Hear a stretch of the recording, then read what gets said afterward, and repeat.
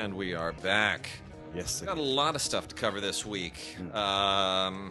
It's just general comments. No, nothing on World Cup, nothing movies in particular. But does it feel like it is a fairly tepid summer, movie-wise, entertainment-wise, so far?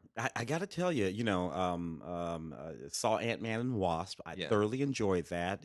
We've already seen Star Wars kind of come and go. I don't know how Ant-Man and Wasp will Avengers come and go. Avengers come and go over the rest of the season. So yeah, I mean, it's not a lot of. I don't feel a lot of energy out there for anything in particular. I don't either. I mean, things are making money. It's not like they're bombing, but it's just it all feels very sort of this, then that, then this, then that. There doesn't seem to be anything fun. I get it, and I guess it's because it's all stuff that we're familiar with. It's all Marvel. It's all Star Wars. It's all familiar. It's all franchise. There's nothing.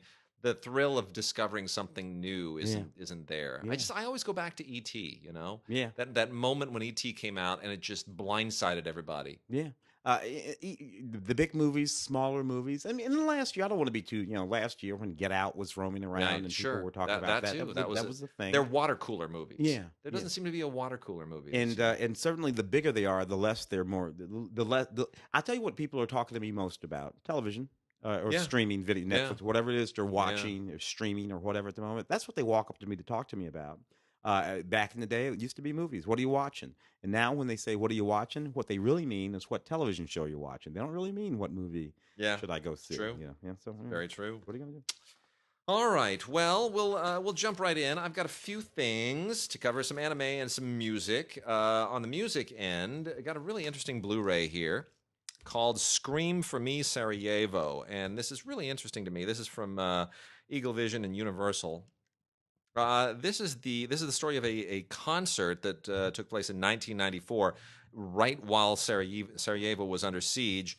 And Bruce Dickinson and his band Skunkworks held this concert right in the middle of a war zone during wartime to, basically just defy the situation. And this is all about that moment, and it's a really, really interesting doc. It's 95 minutes long, and it's quite powerful. And I'm surprised that it took this long for this to come out. This reminds me, in many respects, of a short film that some friends of mine made. Not far after '94. It was probably a few years after that. I want to think maybe late 90s. Anyway, my friends James Harvey and Richie Stoves made a short called Rave Against the Machine, which is, the music scene in Sarajevo at the time. And that also was really powerful. I met them because I was on the AFI Film Festival jury for the shorts at the time, and their short was in competition. And it was just tremendous, and met them and we became friends. As it happened, that was also the year that a short by Jason Reitman was in competition, and he went on to be a big deal. And then also the short film that went on to be nominated for an Oscar by the New Zealand filmmaker whose name I'm totally drawing a blank on, because he won our freaking award. He just directed Tawaki. Just directed the Thor movie. Yeah. So anyway, he's a big deal now too. And he won our award. But anyway, Rave Against the Machine was there. Sort of worked their way through the system in the way that it was done back in the day. So Rave Against the Machine was the short, and Scream for Me, Sarajevo is this film. It's on Blu-ray, and it's really, really, really good, and it's powerful, and you forget what a cagey moment that was in European history, recent European history. So we got through it, but man, what a cool, defiant kind of punk spirit thing that is. Also got some classical stuff from Naxos, 3 from Naxos proper, and then 1 from Bel Air Classique, which is a line that they represent. This is Mozart's Lucio Silla, which is a musical drama in 3 acts, and basically kind of an opera. This is performed by the orchestra and chorus of the Teatro Real de Madrid. The Mozart music is wonderful. I can't speak much to the dramatic performance of it. Didn't really do much for me, but the music, of course, is great. And then the 3 proper Naxos titles are Berlioz, Benvenuto Cellini, which it would be, and this is performed by the Rotterdam Philharmonic Orchestra and Sir Mark Elder, which would otherwise be, sort of whatever. It's a Berlioz opera. That's fine. Except that, who directed it? Yeah. Terry Gilliam. Oh yes, yeah. So, Well, Terry. I didn't know Terry Gilliam was directing operas. Yeah, you know what? It would give him a chance to do the thing that Terry really likes to do, which is to build stuff. Yeah. You know, that's what Terry always did in Brazil It's and all the that kind it's of the stuff. Yeah. and yeah, what at a certain point you get to be a certain age and you don't want to sit on a film set all day every day and look at a green screen with tennis balls and all that. yeah. So you know, an opera kind of might scratch the itch. Yeah. And then Niccolo Jomeli, I guess it's pronounced, and the Oper Stuttgart performance of Il Volageso. I am not familiar with the composer. I am not familiar with the opera, but it's really kind of crazy and funky and wild, and I didn't really follow the story. This is an opera in 3 acts. But I mean, the music, I could kind of take it or leave it, but it's really quite an impressive staging. It's all about the story of the Queen of Armenia. And it's very interesting, dramatically, very, very interesting. The other one is a Respighi opera, La Campagna Sommersa.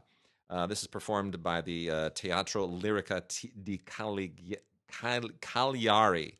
Oy. Oy. The rest of the day, I'm going to have an easier time pronouncing these things. Anyway, performed in 2016. Also a lovely, lovely performance. I'm a big fan of Respighi. I think Respighi's music is really amazing. This is considered his greatest opera. I had never seen it. It's really mystical and fantastical, and the direction is great, and the costumes are amazing, and the music is just fantastic. Respighi wrote really, really great music, and I love it. So now to some anime. Got a lot of interesting stuff here, primarily from Section 23 and the Sentai Library, but not exclusively from Sentai Library.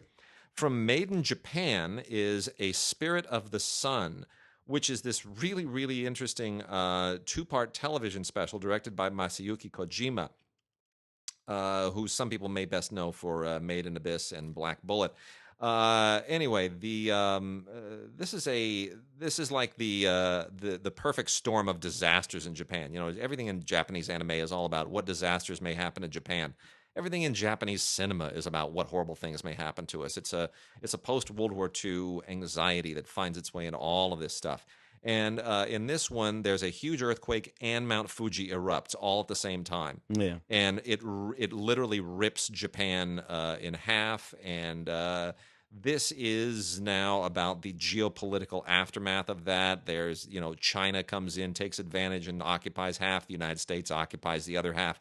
It's preposterous, obviously, in every way, but it's not meant to be taken literally. You're supposed to look at this as a sort of representation of Japanese anxieties. And the animation is superb, and the storytelling is fascinating, and what it says about certain issues in the contemporary psyche of Japan. It's really, really interesting. So that is called A Spirit of the Sun. It's really, really, really good. We also have Love and Lies, complete collection from Sentai. This is, you know, more high school politics, the usual Japanese anime obsession, and it's, you know, it's a little soapy, a couple of kids, little teenage romance stuff, and then it gets into some weird tangents where there's like some spy action and stuff that doesn't really make a lot of sense. Not my thing necessarily, but I'm sure some people will dig to it. Love and Lies. Let's see, Magic of Stella is sort of standard young skewing Japanese anime, more high school politics, more kind of, you know, like Mean Girls politics. It's very cute and bubbly, and the girls are cute and bubbly with their little uniforms, and it is what it is. Yeah. It's nothing particularly challenging. It skews young, and it's fine. Initial D, Legend Dream, Legend 3 Dream, Blu-ray and DVD combo set. You know, it's not as great as Speed Racer, better animation. I'm not really into the whole Initial D thing, but you know, there's more of that for those who really love the speedy stuff. Grimoire of Zero, Grimoire, Grimoire of Zero. This is 12 episodes on 2 discs from Sentai. And this is all right, man. This is cool. This takes place in a kind of a mythical world. You have to sort of get used to the rules and the parameters of this particular mythical world. But it's all about the searching for a missing mystical book called the Grimoire of Zero, and it's about, you got witches and you've got seekers and all the usual kind of Joseph Campbell stuff going on, and part of this search for this this mystical book and all the magic that will ensue. And it's, it takes a little bit of absorbing, but it's all quite well done and very, very nicely animated. The last three include Bang Dream, Complete Collection. Bang Dream is more. This is like. You know what this is? This is like a Japanese version of Josie and the Pussycats. That's the only thing I can say. It's young girls in high school and wanting to be rock stars, and that's basically it. There's just nothing else to it. The music's cute, the animation's fine, the girls are adorable. What do you want? Another great one from Made in Japan is the Tibetan Dog, which is from the same people who did more of the people who did Black Bullet. The story here is about this kid. His mom's died, and he's now being raised by his dad, and he's working as a shepherd, and develops this friendship with this this golden mastiff. And it's kind of a kid and his dog story, but it's really, really nicely done, and it's just very, very sunny and great animation, especially the dog. And the fact that it takes place in Tibet is sort of a novel thing as well. So that was quite enjoyable. And then, if you are a fan of Garo, we have the Garo special, Beast of the Demon Knight, which is a live-action version of the Garo thing, which actually feels like a slightly better than usual Power Rangers movie, but it still feels very Power Rangery. It's good, it's well done, but it's very Power Rangery, and I somehow this stuff feels like it should be. Maybe they should have stuck with the animation on this one. Anyway, that's the Garo television special, Beast of the Demon Knight. And now, Tim, let's move on to some new movies. New movies. The biggest new movie, I don't know, whatever, recent days, was this Emily Blunt, John Krasinski horror film, actual husband and wife there, A Quiet Place. Man, I didn't see it. I happened to be on the radio for this. Oh, my And goodness. I saw it for the radio. And I'm sitting there watching the screening of it. Mm-hmm. And I could tell everybody was going nuts for it. I'm watching this movie, and I'm thinking to myself, this is just the dumbest movie I've ever seen, ever. But I could tell it was going to be one of those movies where people just decided they didn't care. Yeah. How stupid this movie is. And to be frank with you, I knew it was a dumb movie from before I went to see it, because I was watching the trailer, and a moronic thing happens in the trailer. So I can speak to that thing without ruining the movie for people who haven't seen it yet. And it's certified fresh. It's a big old hit. Everybody loves it, so it doesn't really make any difference what I say. But here's the thing. You live on a planet that's been invaded by giant ear monsters. That ears, our ears. They hear noises, and when they hear a noise, they attack and kill and eat the thing that made the noise. Because that's all they really are big freaking ears with teeth. Okay. And you have to be quiet, A Quiet Place. Oh dear. And the way the movie begins, this happened 3 or 4 years ago, and the earth has been inundated by these creatures, and everyone has sort of acclimated themselves to being real quiet. So what does John do with the family? He takes the family out for a little walk. Oh, good grief. And while he's walking with the family, where does he put the little bitty baby boy? The baby boy, the little boy, he's way back there, playing with his little toys. It's just, and John is walking around. This is in the world inundated by the giant monsters who will eat you if you make any noise.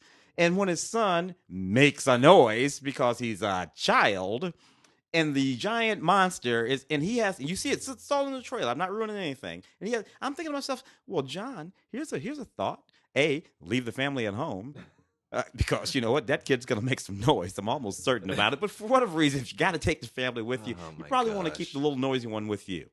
And everything that happens in this movie is just one thing after another of these people doing the dumbest things you could possibly do if you're in the circumstance that they happen to be in. They got stuff on walls that the kid can climb up and pull down, and he's got to catch the kid. So, no, don't do. Anyway, I'm over myself. Everybody loves this movie. As a matter of fact, it says right here, a masterpiece that will scare generations. Say, I don't know, somebody thinks that, not me. It is a 4K Ultra HD movie with all kinds of wonderful special effects on it. If you've already seen it and you know you like it, just go ahead and enjoy the rest of it. I hate that stupid movie. I hate it when I find myself in direct opposition to movies to everybody else, because you just feel like you're an outlier there. But what the hell are you going to do? This is a neat little movie called Zen Dog by a guy named Rick Darge. Rick Darge, Darge. Is a cinematographer mostly.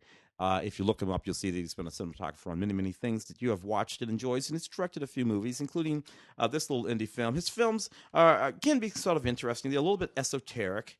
And mostly about people seeking some sort of meaning in life. That's what this one's about. It's a guy who takes himself on a sort of a cross-country trip, a sort of an imaginary cross-country trip, a sort of a daydream, hallucinogenic cross-country trip in a Volkswagen, a sort of psychedelic Volkswagen. And it's one of those sort of, you feel like it's a sort of film that might have been made in the 60s or something like that. He's one of those kind of guys, kind of floaty and whatnot. Commentary track with the director and the actors on the film. And, if you're into this kind of thing, it can be a lot of fun. It's a nice, floaty little film, but, you got to be into it. So I don't want to be a jerk about this, but there's a movie called Keep the Change from Kino Lorbert's on Blu-ray. This actually won the top award at the Tribeca Film Festival. And let me be on the record. I really admire the film. It's directed by Rachel Israel, and it indulges in a very unusual conceit. Again, the film's called Keep the Change. However, I don't think it works very well, and I don't think it works very well because the conceit that makes it so brave is also, I don't want to say it fails, but it's somewhat anti-dramatic. This is here I am. I'm going to sound like a jerk, but this is it's a love story between two people who have autism. And the device here, I don't want to call it a gimmick because it's not. No. This was very intentionally. And this does happen. This does happen. The both actors in the movie are actually people who are on the spectrum. So that does give it a certain authenticity and verisimilitude. And my sense is also that it's not necessarily scripted in many respects. This is sort of fly on the wall stuff and somewhat improvised and written to some degree for these particular characters. At the same time, as for a romantic comedy, which is what this aspires to be, it because of that, it is somewhat inaccessible. So it is. I felt almost anthropological in watching this, as opposed to being involved and engaged in a piece of art, cinema anyway. And I got to thinking, okay, what if they had done it the other way? What if you do the usual thing and you get some, actors who are not on the spectrum and you cast them? Would it have felt fake? Would it have felt exploitive? Would it have worked? And I got to thinking about that TV movie from many, many years ago. And you'll remember this, A Different Kind of Love, or whatever it was called, with Sean Cassidy and Linda Pearl, who played two people with Down syndrome. And they fell in love. And all I could think of were the commercials where Sean Cassidy says, "I want to marry her, Dad." And I just thought, that's horrible. That's terrible. And we don't really live there anymore. And of course, we had Corky on Life. On the television series that ran for many years. Who was on the spectrum. Was it It's Life or it's Life? Something like Life, that. Yeah. Life Happens. Life Happens. Yeah, Life Happens. I think it's okay.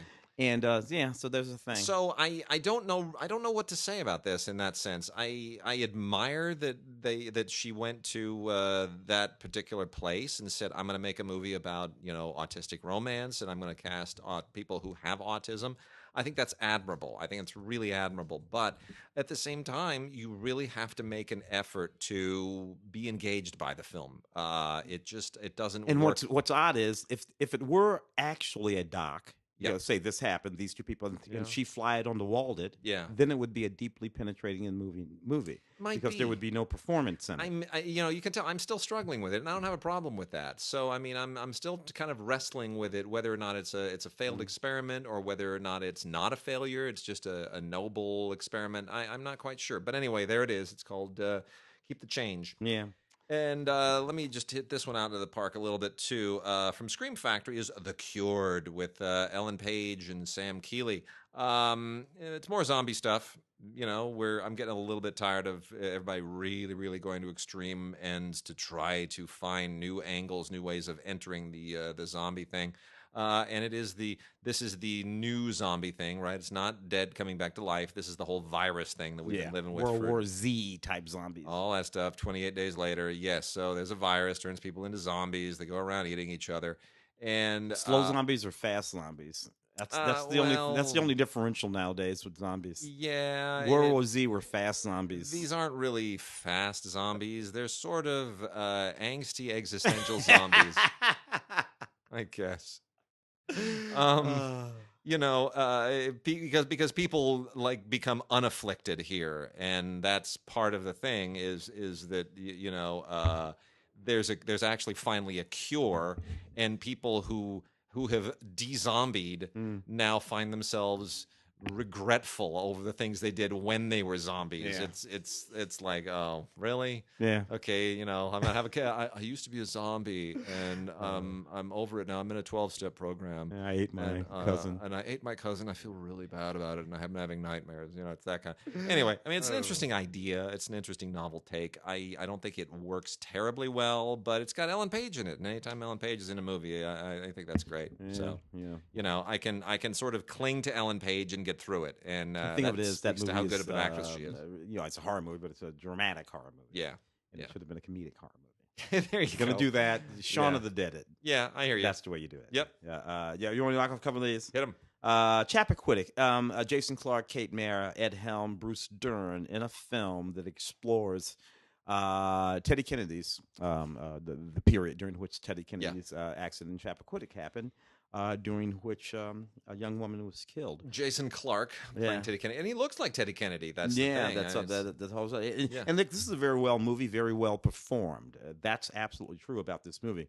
The thing that bugged me about this movie had to do with the perspective, the point of view, the understanding of this moment by the filmmakers. I think the filmmakers had a flawed understanding of the moment. Now, I get it. This movie is called Chappaquiddick, and the central figure in the context of the movie is Teddy Kennedy and all of the people around him. Sure. This was right after the death of, not long after the death of John. Yeah. And a lot of pressure was on him. Was he going to run for the presidency? The stuff with his father and all this kind of stuff. And then this whole moment happens. What this movie is concerned with deeply, though, is how Teddy Kennedy felt. What it must have been like for Teddy Kennedy. I mean, it gets even into a bit of a poor Teddy Kennedy sort of mode there for a while. And yes, it does deal with the ideas of his angst and sort of his brittleness and the way he was sort of self-serving. It speaks to some of that, but mostly it's thinking about Teddy Kennedy. And I'm not thinking about Teddy Kennedy. I'm thinking about Mary Jo. That's who I'm thinking about. Yeah. I'm thinking about Mary Jo's mom. I'm thinking about Mary Jo's dad. I'm thinking about everything that's not going to happen in Mary Jo's life. I know what happens in his life. He lives a venerable life, gets called the Lion of the Senate, dies, 50, 60 years later with Barack Obama at his funeral. He does okay. And I got a knot in my stomach even right now about Mary Jo. So I don't know. There's not enough of this movie that is about what happened to Mary Jo. Too much of it is concerned with Teddy Kennedy. But I get it. He's the historical figure. Chappaquiddick on Blu-ray and DVD. A little bit on it. Special features, reckoning and revisiting of Chappaquiddick, bridge to the past, the editing of the film. But even in that, they don't really go there. There are people who have simply rose above the actual actions of their life. Now, Teddy, don't get me wrong, I don't hate Teddy Kennedy. He did a lot to redeem himself. Yeah. But you know what? You actually can't redeem yourself from what you did, Teddy. You didn't succeed at redeeming yourself. You worked hard at trying, and for that I respect you. Yeah. But you still failed. This movie don't know that. And then we got Finding Your Feet on DVD, not on Blu-ray, with a lovely, lovely cast. Imelda Staunton, Timothy Spall, Celia Emery, David Heyman, Joanna Lumley. It's a great bunch of British actors. You gotta love them all. Yeah. They're wonderful. And Imelda Staunton is just so wonderful in the middle of this, as is Timothy Spall. This is one of those Best Exotic Marigold Hotel type movies where a bunch of aging British actors who want to prove that they can still be as vivacious and vigorous as everyone else, they do one of those late life romance things. And it's fine.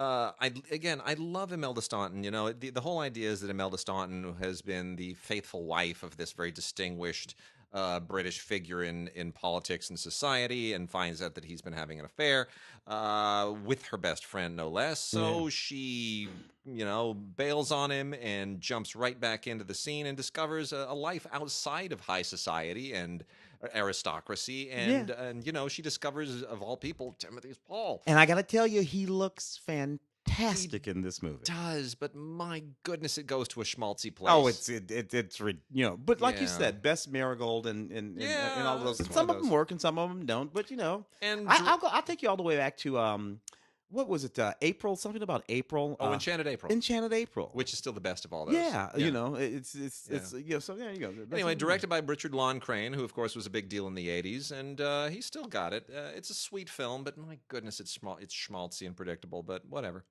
What are you going to do? Lean on Pete. This was a film that I rather liked. Steve Buscemi and Chloe Sevigny in this movie, and this young man, Charlie Plummer, who also played the young kidnapped guy in All the Money in the World of the family there that got kidnapped. So a really interesting movie. This movie is very slow. Is not exactly turgid, I don't think, but because you know things happen in it. But it's a very slow movie. Pete is a horse, young man. He has this father who's just a loser, not a bad guy, but a loser. And he's just this fragile young man, and a thing happens, and he has to take care of himself. He meets this guy, Steve Buscemi, who has these horses, old ass horses that he still races, makes a few bucks every now and again. But generally speaking, what he's mostly doing is sending those horses off to the glue factory down there in Mexico. And this boy sort of falls in love with this particular horse named Pete, and he kidnaps this horse. He's going to try to take this horse and ride this horse halfway across the country to his auntie's house, in hope that his auntie will remember him. And be willing to take care of him. And that's all we're really doing. We're with this boy and this horse on this long trip across rugged country as he's kind of hiding from the police and other folks and trying to get to his auntie. And he's talking to this horse. And I swear to God, this movie just about broke my heart in every possible way. But you got to be ready to sit there and watch a long, slow, deeply meditative movie. There's room for that. About it. Yeah, I think so. And you know, and if you're willing to, you're really going to find yourself in a lovely movie. Lean on Pete. Not a lot on here. Special feature Searching for Home, the making of Lean on Pete. Paul, Apostle of Christ, is yet another one of the, you know, we've had there's been an undertow of biblical movies in the last few years, kind of ever since Mel Gibson launched the subgenre, as one might call it. This is written and directed by Andrew Hyatt. It is mainly based on biblical moment when the Apostle Paul was aging and a prisoner of the Emperor Nero, and being routinely visited by Luke, who, of course, wrote the Gospel of Luke and was a physician. Jim Caviezel plays Luke. James Faulkner plays Paul. Olivier Martinez, the French actor, plays a Roman centurion who is sort of in...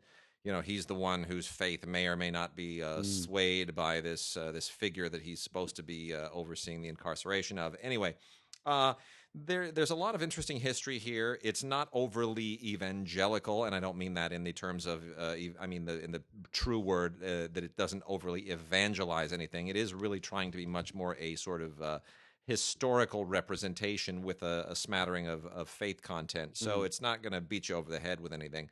But it's also not terribly well done, I've got to be honest. Interesting that Jim Caviezel is in it. Jim kind of... Well, he's a devout Catholic, and he keeps popping up. Yeah, he cares about these things. Andrew Hyatt wrote and directed it. The screenplay isn't bad. The direction is really kind of lackluster and a little bit sloppy, and that prevents it from having that classic feel that you just want it to have. You want to feel something... you know, biblically epic, and it doesn't really ever rise to that. What really keeps it going, to be honest, is James Faulkner, who is a great British actor. Some people might remember him from Downton Abbey. He played a Jewish industrialist, and there was a whole, you know, ethnic conflict around that and the possible intermarriage of two families, and he's an amazing performer, and he owns this movie, and you just keep wishing that the movie would rise to the level of his performance, but it doesn't. So it's fine. It's okay if the subject matter interests you. It's to be recommended, but I just wish it were better. Interesting. Midnight Sun. This is a sweet little movie. Bella Thorne in this movie, and it's just ridiculously romantic and only loosely possible, I suppose. Patrick Schwarzenegger all in the film. Arnold Schwarzenegger's very handsome and ridiculously lucky son. With Maria Shriver. So this is about a young woman who can't go out in the sun during the day. She spends all of her days at home, sort of locked in her house, and can only go outside. She has a rare disease, and going out in the sun would kill her. That's a real thing, by the way, that actually exists. She meets a handsome young man, again played by Patrick Schwarzenegger, named Charlie. And he has been nuts about her forever, sort of watching her from afar, and he decides to give it a shot. And it's about their whole little summer romance. It's a sweet, sweet movie, kind of in the vein of those sort of the fellow that does movies, The Notebook, and all of those kind of movies. That guy, kind of in the vein of that stuff, only not him. And it's a sweet little movie. Check it out if you get a chance. Midnight Sun. All right, got 3 genre things here, and they're all, I guess, perfectly fine. Don't Grow Up has some of these movies. Don't Grow Up's on Blu-ray, and this is yet another. This is like a zombie movie and a post-apocalyptic movie all kind of rolled into one. It's well done. It's perfectly fine. It moves pretty quick. It moves okay. Yeah, it moves fine. If you're a genre fan, you'll dig it. And it's a bunch of kids who just have they go partying, and then when they skedaddle and wind up in this little town, they discover that the world's been destroyed and people are zombies. Yeah, you know what's good about it? It's 81 minutes long with the titles, which means it's like 75 minutes long. Yeah, it's fair enough. And you know what? Yeah. I'll do anything for 75 minutes. So knock yourself out with that. We have a Wolfcop sequel called Another Wolfcop with the greatest tagline: dirtier, hairier. That's it. Just dirtier and hairier. I love the notion of another wolf cop because it implies a previous wolf cop. I just don't know why Kevin Smith keeps. He's like the he's the cameo king now. He shows up in all this stuff, and that's what we talked about this. There's an episode of this last season of The Flash where Kevin Smith and what's his face show up. It's like really we have Clerks cameos on The Flash, but they have insinuated themselves now into. They're from our generation. Yeah.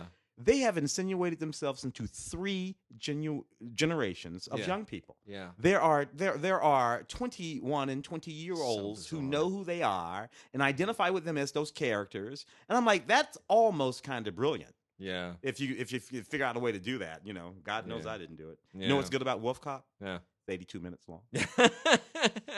Well, there it is. It's another Wolf Cop. I really don't know why I need to use a summation of that. Future World. Tim, did you see Future World? I did not. Okay, I don't know how James.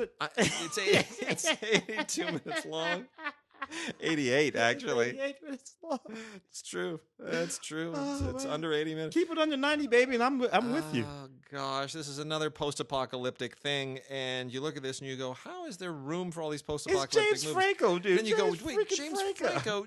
James, didn't you make 18 movies last year? When did you have time to even make this? You know what? This might be one of those ones where he got a little bit in trouble on because he was a little loosey-goosey with the ladies. Oh, I think this might be one of those. Well, it's James Franco. Oh, yep, it's definitely one of those. I recognize the name. Yeah. So James Franco, Lucy Liu, and Mila Jovovich. And Snoop Dogg, dude. You left the Method Man, dude. It's just yeah. There's something about that about him. Yeah. And you and I disagree about him. There's something about that about him that has always intrigued me and that I've always found a bit of fun. He'll do a daytime soap opera. Mm-hmm. He will adapt Faulkner. Yeah. Because he actually read the Faulkner. Yeah. And then he'll do something as perfectly asinine as this. Well, this is like a dirty second tier Mad Max kind of thing. And if you're watching this, you're not watching it because it's good. You're watching it just because it's got all the aforementioned in it. Yeah. Yeah. It's really, really bad. There's a whole bunch of people who did really. There's even a character called Ash, which is a direct reference to Evil Dead. Yeah. Right. Which anyway, whatever. But I rag on that movie even as I pick up He's Back, Escape Plan 2. With Stallone and Batista because he couldn't get Arnold to come out and do another one. I like that. So it's kind of weird to be stabbing James Franco in the neck while I'm holding this movie in my hand. With Stallone, an Academy Award winner himself, by the way. Those boys both did that. Anyway, this is just another one of those wacky movies with Stallone in prison, blah blah blah, and all whatever. Lots of special features. Escape Plan 2, Hades, building the robot of Escape Plan 2. Well, they built it with CGI. That's how they built it. Yeah, that's a couple of things they did. Whatever. All right, so we got a few.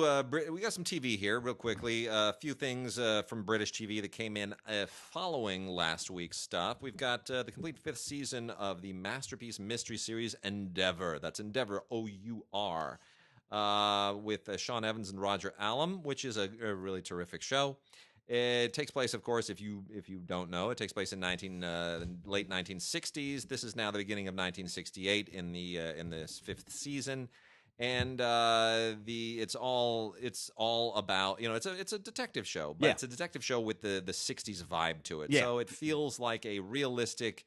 It lives in the same world as the Avengers and all those old cool shows. Kind of pop, but serious. It. But pop, serious. That's it. Yeah. Pop but serious. It's a perfect way to put it. All at the Cowley police station, and you know what I like about it is the thing that you get when you do period stuff. Mad Men being one of those as well, which is that when you strip away all the modern day technological stuff, when your detectives can't use cell phones and can't use computers and can't use CSI and all that kind of stuff, it feels a little more real. It becomes a gumshoe show. The ones we grew up watching. I think I called you the other day where I was chit-chatting. I was watching the Rockford Files. Yeah.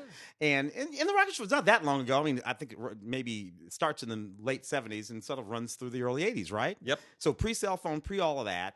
And Jim Rockford actually has to make phone calls and open a phone book. That's right. And go and ask people things. That's right. He even goes to the library in an episode of the Rockford Files, which is just astounding to me. You never see that stuff anymore. Yep.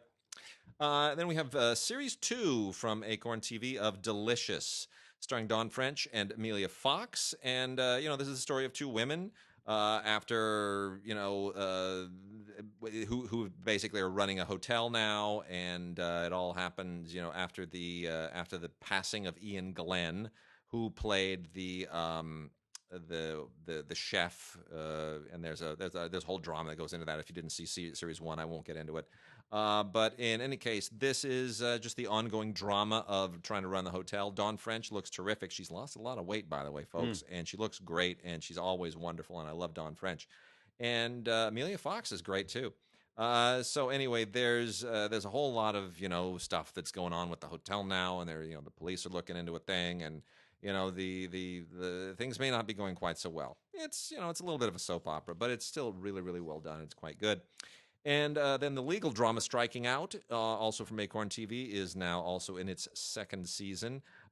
This is an Irish show, and I think the only thing that is a little bit of a struggle is that there are differences in some of the ways that the Irish legal system works versus what you might be familiar to if you're in the United States. So, but a lot of the issues are the same. There are a lot of, there's divorce, and there's, immigration issues, and there are a lot of things here. So it continues to be a really solid show with really, really great acting, and that's Striking Out Series 2. 1980, The Martian Chronicles short-lived series here. I rather enjoyed this back in 1980. This is one of those things that I actually remember from 1980. A fantastic cast: Rock Hudson, Bernie Casey, Darren McGavin, Roddy McDowell, Bernadette Peters. I remember watching this the first time it was shown. It was really interesting. And of course, it's in some ways probably Ray Bradbury's and Richard Matheson, of course, wrote the second episode or another episode of it. One of his most extraordinary and visionary stories. This was, and trying to bring it to the small screen was pretty amazing back in the day. Michael Anderson, of course, was on Logan's Run and Orca. I mean, it's just really, really a neat show. And this is later Rock Hudson, not long before we lost Rock. I think we lost Rock maybe in 86, 87. Yeah. So it's just a few years before that. Yeah. But it really is just an absolutely intriguing sort of conception for a television program. Basically, a probe is sent to Mars. There are Martians on Mars. There's some sort of internecine battles.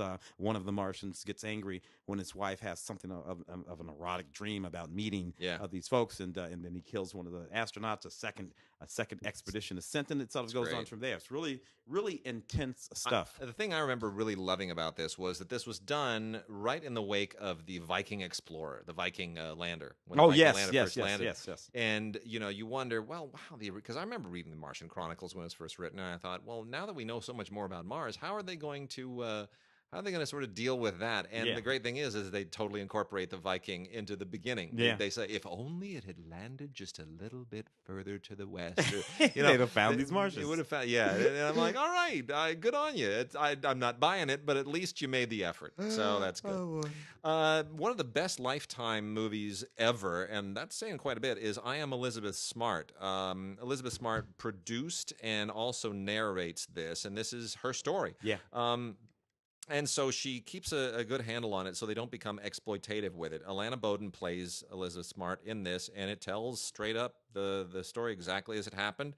And it's really, really very well done. Skeet Ulrich plays the psycho Brian David Mitchell who kidnapped her incredibly well. It's a great character part for him, and hopefully he makes something of a comeback with this. And Deirdre Lovejoy plays Wanda Barzee, his wife and accomplice. Anyway, it's really well done, and it's like almost too good for Lifetime, frankly, to be honest, because I think they went to Elizabeth Smart, and she, made sure that as having all the creative reins, that it went in the right direction. Yeah. And reflected the reality as she knew it. It reflected the reality. I know people who were part of the search when she first disappeared, who were running around looking for her. And it was a shattering thing for those that community up there. So anyway, I Am Elizabeth Smart on DVD. We're going to try to knock off a few of these foreign films. Yeah, let's do foreign. If we have a little time. I particularly want to talk about this Josephine Baker film because it was lost for a very, very long time. Only showed. They actually shot this movie. The film is called The French Way. And they shot this film in 1940 while the city was being bombed. And it's really a wonderful film. The narrative goes something like this. There's this fella who says that his mother had an affair with Napoleon, and he's involved with this argument with this biographer of Napoleon, who insisted his mother did not have an affair with Napoleon. So it goes back and forth, and he's in love with the guy's daughter, and there's this cabaret singer, of course, played by the extraordinary Josephine Baker, named Zazu. Because she always had names like Zazu, and whenever she was in these movies, Josephine made a lot of movies and did a great many things. She was always absolutely entrancing and fantastic in them. On the back of the box here, it quotes Pablo Picasso regarding Josephine Baker: tall, coffee-skinned, ebony eyes, legs of paradise, a smile to end all smiles. Wow. Pablo Picasso. And you see, that's why he was slick and got all the ladies. Because Pablo said stuff like that. I could never in a million years come up with something like that. This is a perfectly captivating film. And again, only showed for a little while in the United States. And even when it showed then, they had shortened it by 3 or 4 minutes and cut out some of the more sexual stuff in the movie. So it's completely restored. It is called Sabu. It's only 74 minutes long, black and white, 1940, in French with subtitles. And we've got a couple from the Milestone Collection. Milestone just continues to do unbelievably great stuff. So the great Japanese director Hirokazu Koreeda recently won the Cannes Film Festival, apparently a very, very deserved honor for his long and distinguished career. And Milestone has now released, in collaboration with Oscilloscope, a new Blu-ray of his very, very first film, Maborosi, which is an absolutely delightful movie. This is from 1995, and it's really, all of his movies are very meditative. They're they're incredibly heartfelt, but they're also deeply humanistic, and they have these dark edges that somehow never feel dark. There's always like hope behind the curtain in his movies, and this is one of those. Makiko Esumi plays a woman who suffered a horrible tragedy growing up and now suffers a tragedy as an adult, and this is how she struggles to hold her family together in the wake of all of that. And where it goes, you would never imagine. It's just it goes into directions that defy what you usually wind up with in anything stereotypical, which is why Koreeda is such a great filmmaker. He knows how to take stories into directions that just don't seem logical, and somehow they always feel right. Also from Milestone is Rocco and His Brothers, the classic Luchino Visconti movie. This is a new 4K restoration on Blu-ray. and wouldn't exist if not for Martin Scorsese getting behind it. Anything Visconti is a must see, and this is a wonderful, wonderful restoration. It is a tremendous story that just never gets old. This is a long movie. This is from 1960, and like most of these sort of epic sagas in 1960 on both sides of the Atlantic, this is 3 hours long. So get ready for it. It is drawn from sort of all of these great epic European novels to tell this fascinating story, and it's inspired generations to tell these kinds of stories. It's really extraordinary. And on top of everything else, you get a Nino Rota score that is just one of his very, very best. And everyone involved in this does absolutely sterling work. It won an award at the 1960 Venice Film Festival. Rocco and His Brothers, one of the very, very best films ever made by the great, legendary Luchino Visconti. I have in my hand Ishmael's Ghost. Now, this is an interesting. I still haven't seen. And what's do weird I need is to? You do, because Okay. you, like me, will be connected to these films all the way back to their genesis, which begins with My Sex Life. My Sex Life, or How I Got Into an Argument. All right, so that's like 1996, and then there's a film Those called are titles. These are titles. You're not bragging. I'm not bragging. No. Okay. 1996 film. Arnaud Desplechin film, right? Yeah, Okay, 1996. Then he makes a film in 19. I'm sorry, that's 19. No, that's 1996. Then in 2000, he makes Esther Khan. Esther Khan is related to the previous film. Then he makes Kings and Queens in 2004. Then he makes My Golden Days in 2015. And then this film last year, 2016, Ishmael's Ghost. All of these films are related and connected. They all more or less are related to a character called Paul Detless. And in Paul's brother and Paul's brother-in-law, and in these very, very complicated films that are all about Paul and his loves and his life over many years. All of these films, by the way, involve Matthew Almeric too. He's in all those films. He's going all the way back, and he plays different people in different films. But most of the time, he's playing either Paul Detless. In this one, he's playing Ishmael. Ishmael is a character that shows up in both My Golden Days and in Queens and Kings. And if you're paying attention, he's also in My Sex Life. All right. And these through lines, this is all way more fun if you follow all the through lines all the way back from that original film. Then it makes sense all by itself. Now, in this film, you have Marianne Cotillard, and it's a really, really interesting storyline. She was married to Ishmael. She left 20 years ago and has been gone for 20 years. Ishmael has been an assistant, filmmaker, and an assistant to her very, very famous filmmaker father. He was destroyed by the disappearance of his daughter, and obviously Ishmael by the disappearance of his wife. And then suddenly in this film, she reappears. She's back in his life.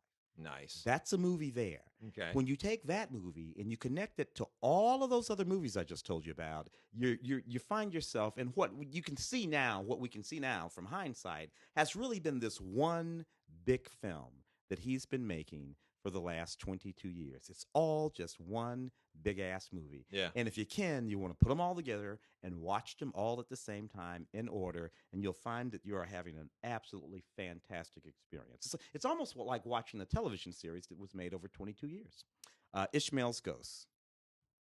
Outstanding. So we also have China's Salesman from the Chinese director Tan Bing. Now, I had to talk about this on Film Week, and tell you, it's one of the worst films I've ever seen.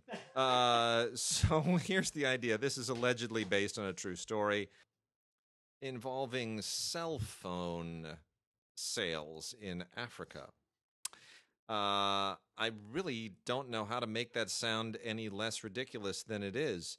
There's a Chinese company that's trying to get a contract somewhere in presumably Uganda, even though nothing about where they are looks like Uganda. It's clear it looks more like Mauritania than Uganda.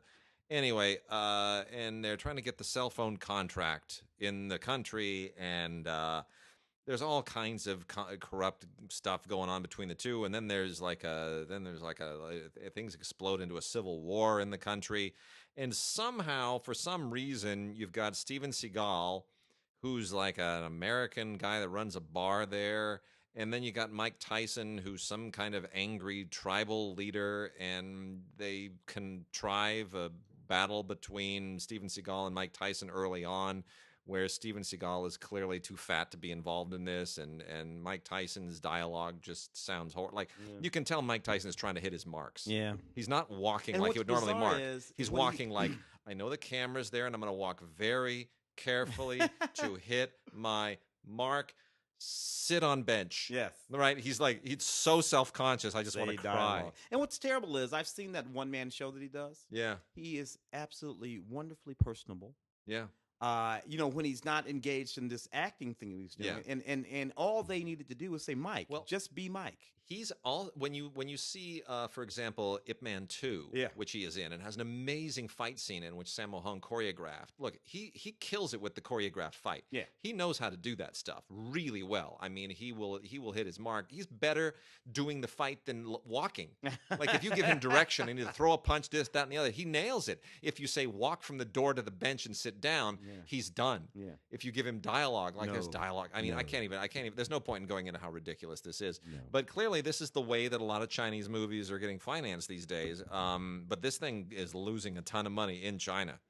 And it's apparently a well-known story in China, the hero cell phone dude. But anyway, it's just truly ridiculous.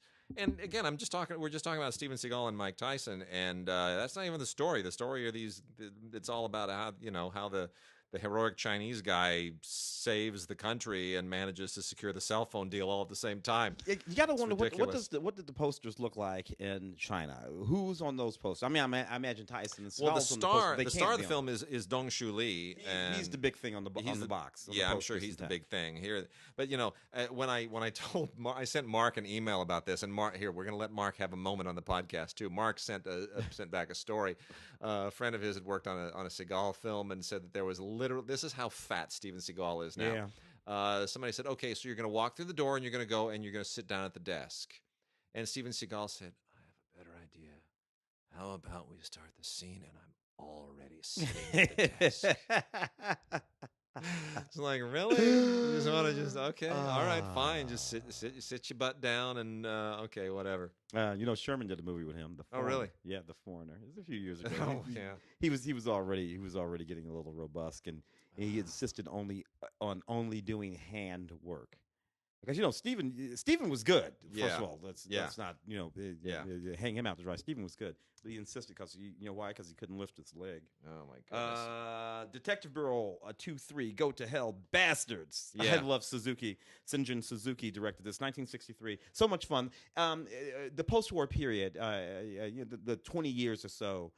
After the war in Japan, in Japanese cinema, was an absolutely fascinating period. Not only did you get those Godzilla films, which were all a commentary, on Hiroshima and Nagasaki and all kinds of things. You got films like this, which were also a sort of commentary on cultural colonialism and the way that the East was going so hardcore West. So these films are all referencing Batman and James Bond. Suzuki was so much of it is about that. And it's kind of campy and kind of funny and a little violent and there's commentary in here about just American and Western society in the first place, even as these Japanese filmmakers and actors and Japanese culture is usurping all of these sort of American tropes into their cinema. And it's just a fabulous thing to watch. Anyway, this is very good.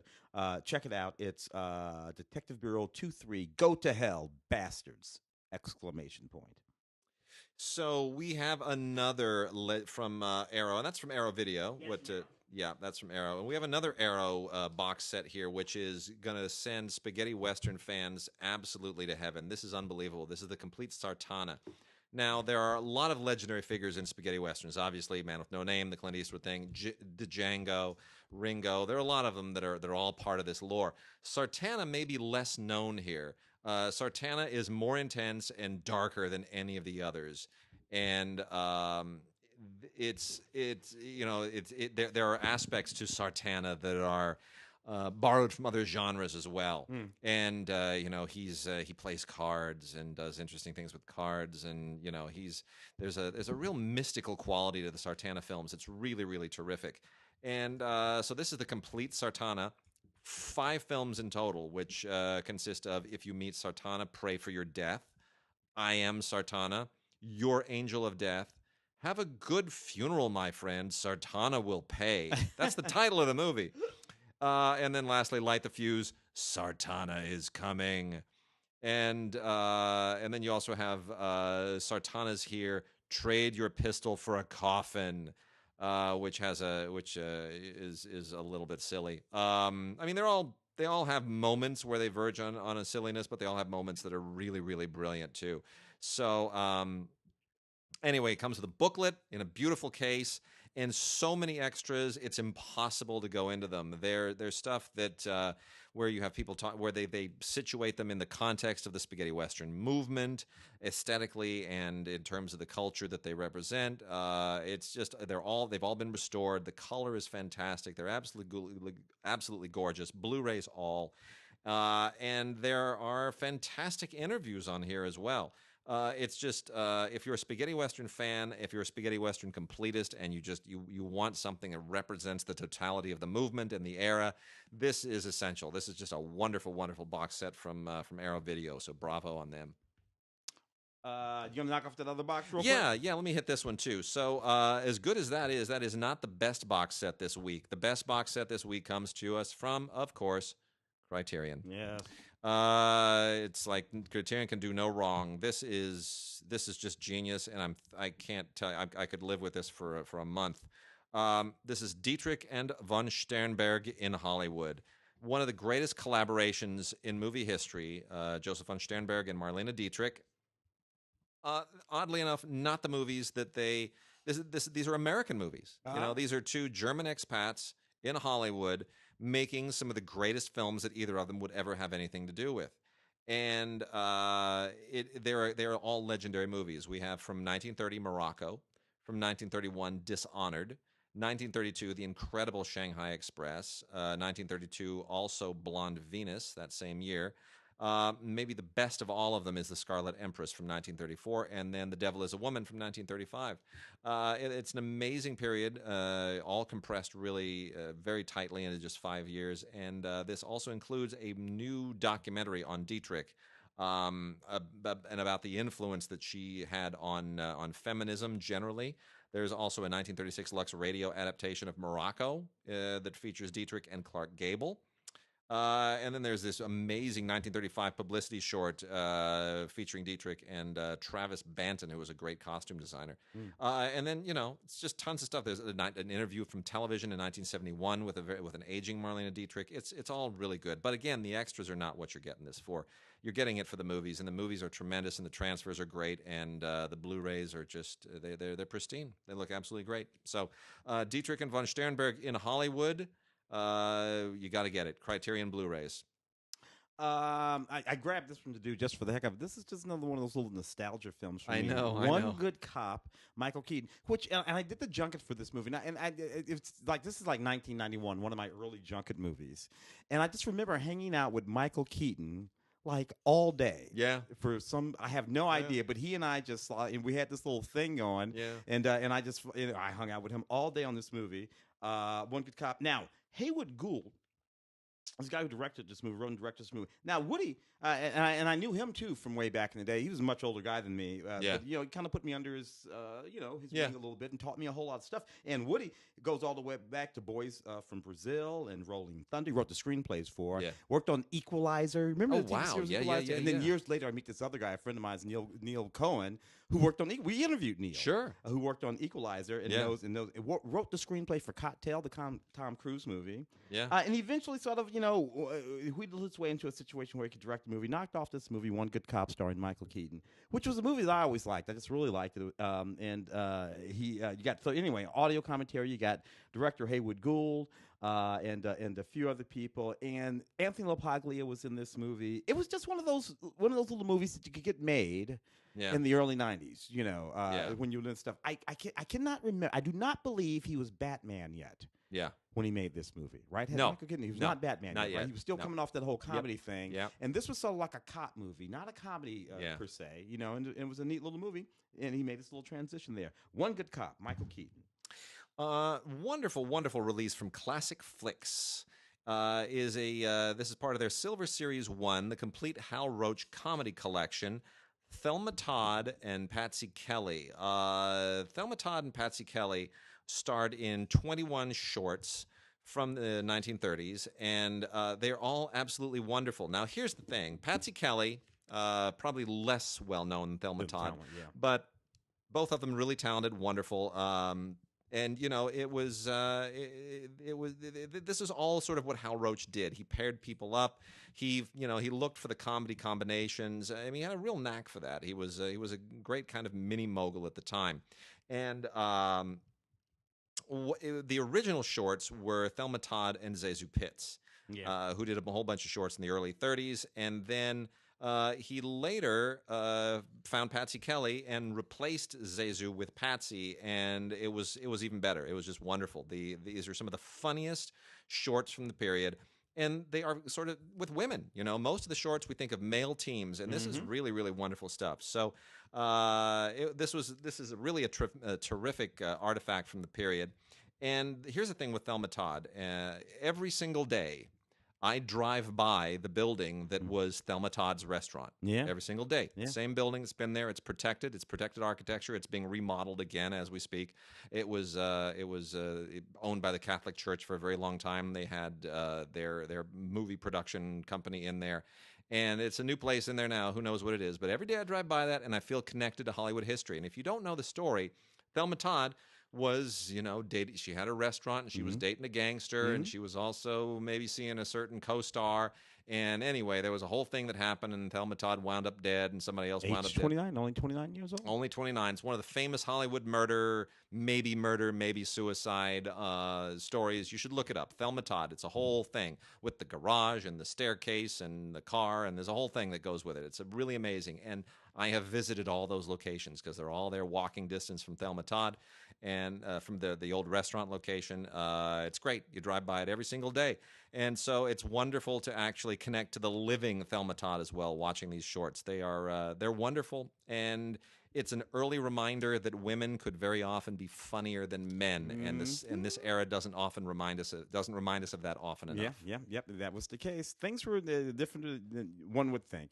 Director's cut. This stars Penn Jillette. This was one of those crowd-funded movies. Oh dear! But it's got Penn Jillette in it, and it's got Missy Pyle in it, and a few people. And they pulled together this thing. It's really about this guy who wants to be a director, and he kidnaps the star of this movie, played by Missy Pyle, so that he can. And it's just a big dumb stupid mess of a movie, but it's kind of funny. And there are a few people in it that you don't get a chance to see very often. So if only for that, you might take a look at this. It sort of lives in the vein of those old, I don't know, toxic Avenger movies and all that kind of stuff. You can kind of tell it's got a trauma thing. Got a kind of trauma thing going on with it. A lot of bonus features on it, too. So, I don't know, if you're a Penn Jillette fan, if you're a Missy Pyle fan, if you're a fan of this style of film, give it a go. We got some. We're probably going to wrap out here. Twilight Time and some Warner Archive stuff. I'll hit the Twilight Time titles first. Twilight Time just keeps finding such interesting stuff. It's like every month I look forward to what is Kino, Twilight Time, Olive, and Criterion. What are they going to pick for any given month? It's always a surprise, and it's always really, really interesting. Those four companies. So the first one here is a George Cukor-directed Marilyn Monroe movie called Let's Make Love. I just saw it the other day on. It's so good, isn't it? Yeah. This is from 1960, and it's exactly what you would think. It's got all the great talent involved from the era in it. Jerry Wald produced it. Written by Norman Krasna, George Cukor directed. Tony Randall is in it. It's absolutely a wonderful musical comedy from the era, and it's just a straight up musical comedy. Yves Montand playing this billionaire is just absolutely perfect. It's just a perfect stereotype. You get great cameos. I won't even tell you who the cameos are from. The cameos are terrific. Cole Porter did the music, songs from Sammy Kahn. It's just, it's really, really good. Let's Make Love. Then we also have Take a Girl Like You, which was made in 1970. It feels very much like a 1970 movie. It has Oliver Reed in it. We were just talking about him earlier. Yep. That generation of British actors. They're just so great. But really, it's Hayley Mills who makes this. And Hayley Mills is trying to be basically a grown-up at this point. She's paid her dues. with all the Disney stuff, and now she's going grown up. And she does basically what Annette Funicello and a lot of the others did, and even what they still do, Britney Spears and whoever. You go for something that tackles the sexual mores of the day and things that, it's not risque, but it still pushes some buttons and puts you in a different perspective. Puts you in a different perspective for sure. So it's got a lovely score, which is featured here as an isolated score track by Stanley Myers, and you know what? It's a wonderful pairing, Haley Mills and Oliver Reed. My Sister Eileen with Janet Leigh, Jack Lemmon, and Betty Garrett is also quite good. This was made in 1955. It dates a tiny bit, I think partly because of Richard Quine, who directed it, not one of the most legendary directors of the time, really kind of a workman-like guy. It's based on Ruth McKenney's autobiography, or her autobiographical stories, as it were, and it probably should not have necessarily been a musical, which it is.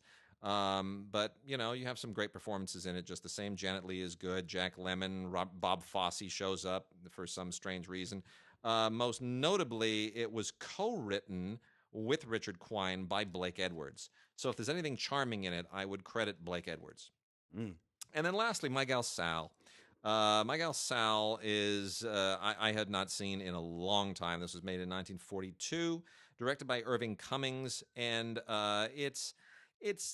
it doesn't date as well as I had hoped it would. It's a biopic of a songwriter from the 19th century named Paul Dresser, and Victor Mature plays Paul Dresser here. And it is I was never familiar with who Paul Dresser was. I'm still not particularly familiar with why Paul Dresser was significant.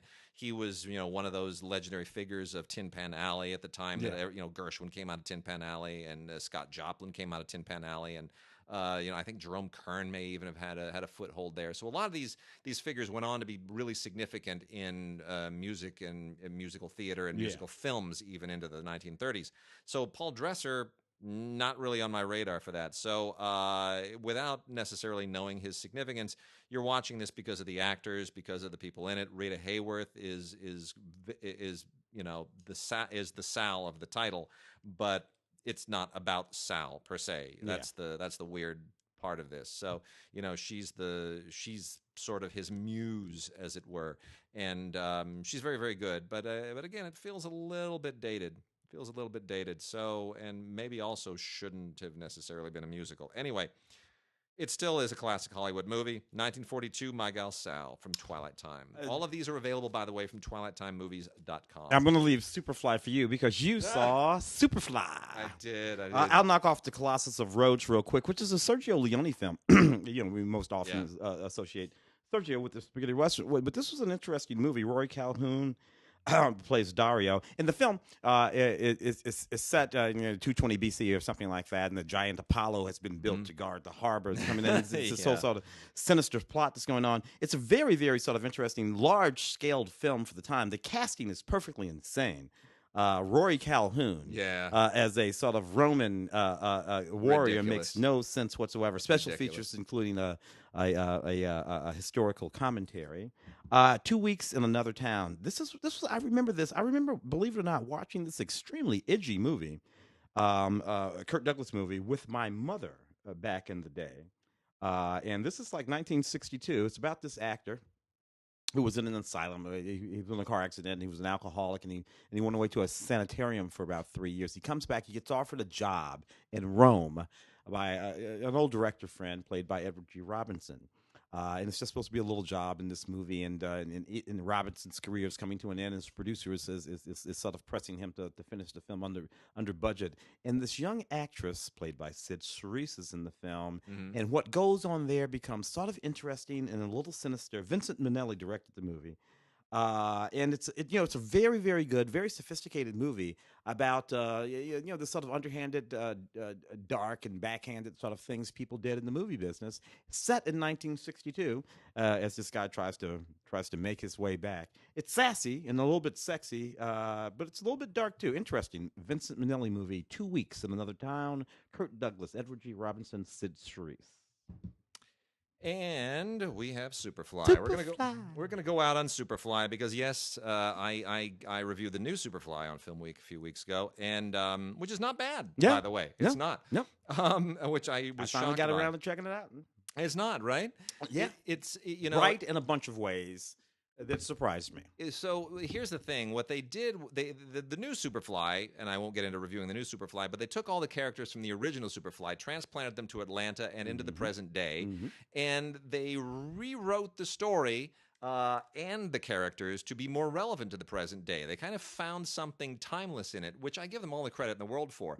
It winds up basically being a Joel Silver movie, which it is. He produced it, but it's I like what you said on the radio show about how it's a movie that is conceived for the 90s. Yeah, yet it is set in the present day. It's basically while referencing the 70s. That's it. It's a movie originally made in the 70s that's been remade by a guy with 90s sensibilities for the present day. So it sort of lives in these three eras at the same time. You can see it and feel it. It's very interesting. The and what it doesn't have, of course, is the amazing Curtis Mayfield song score, which is one of the most legendary collections of songs ever attached to a movie, and which makes this movie. Now, Ron O'Neal kills it here. He makes it. He lives his character. Yeah. He plays Priest beautifully. A character relevant to the day. What's that? 72. That was 72, right? And the thing about this is what people forget is that there's a dynamic between Shaft and Superfly. These are movies directed by father and son. Gordon Parks directed Shaft. Gordon Parks Jr. directed Superfly. Gordon Parks was a self-made man, brilliant photographer, had lived as an expat in France. And Gordon Parks Jr. was the beneficiary of his father's success. Gordon Parks Sr. made a movie that was a studio film. Gordon Parks Jr. made a movie that was independent. Gordon Parks Sr. made a movie that was about a black man who was on the side of law and order. Gordon Parks Jr. made a movie that was about an anti-hero who was against the law, and the law was crooked. Yeah. And these are all really interesting dynamics, which you could probably speak to more than I could. Well, the generational dynamics are just right there. And these are two generations, father and son, representing two very, very different reactions to the civil rights movement, which was just sort of percolating. It was we were coming out of the Civil Rights Act at that moment in the early 70s. And, for me, I'm watching these movies as a white guy, middle-class white guy, but it's very clear that there are two different things going on. And I'm not connecting to them on an ethnic basis. I'm connecting to them in terms of what they say about power structures and what they say about, who's a hero and who isn't. And in one of them, it's cut and dry and black and white. Black hat, white hat, good guy, bad guy. And the other one, it says, you don't know who to trust. And the world is a scary, really, really unjust place. Yeah, yeah. And that's and you got to make your own way. At the end of the day, you have these two different, tragedy of the loss of Gordon Parks Jr. as such a young man. Yeah. But you have these two different black men who are both at trying to enfranchise these black men at the that's both what they're doing, but they find these totally different roads to the enfranchisement of the black man. Shaft goes through the hierarchy. Shaft is going through the system, and young Gordon Parks with Priest and Superfly not going, but they want the same thing. They want to come out with heroes who are defining their own destiny. Yep. And that's what they're both trying to do. But they find two different ways there. Very interesting stuff, man. And the songs themselves differ in that regard. You listen to Isaac Hayes, and then you listen to Pusher Man. Yeah. Those two songs. And Pusher Man is one of the songs that they actually kept in the new movie. Yeah. So anyway, Superfly from the Warner Archive Collection is just sensational. Lots of great extras on here. I mean, lots of great extras because they clearly understand the relevance of this. There is One Last Deal, which is a retrospective documentary. And the commentary on here is from Dr. Todd Boyd of USC, who has always been one of the foremost scholars of the representation of black people in American cinema. He even wrote it in a book, Am I Black Enough for You? Popular Culture from the Hood and Beyond, which is the quintessential book of all. It's a great book, isn't it? It's a great book. And then there's also a little Curtis Mayfield ditty, a thing called Behind the Hog with Les Dunham, and then they even talked to Ron O'Neal, who is really just an amazing historian of the period too. So it's great. That's Superfly from the Warner Archive Collection. And with that, we are done. Yeah. And we will see you next week.